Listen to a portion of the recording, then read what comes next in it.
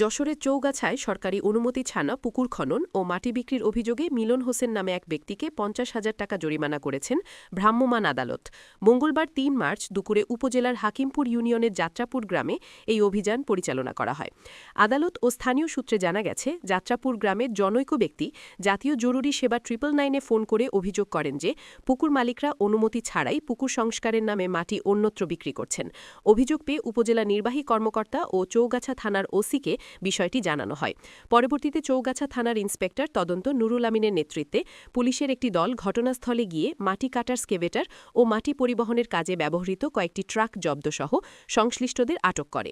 এরপর সহকারী কমিশনার ভূমি রেশমা খাতুনের নেতৃত্বে ভ্রাম্যমাণ আদালত পরিচালিত হয়। আদালত বালুমহাল ও মাটি ব্যবস্থাপনা আইন ২০১০-এর ১৫(১) ধারায় দোষী সাব্যস্ত করে মিলন হোসেনের কাছ থেকে ৫০,০০০ টাকা জরিমানা আদায় করেন।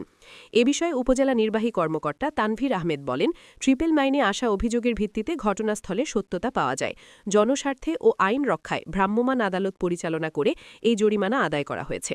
অভিযানকালে চৌগাছা থানার পুলিশ সদস্য ও স্থানীয় প্রশাসনের কর্মকর্তারা উপস্থিত ছিলেন।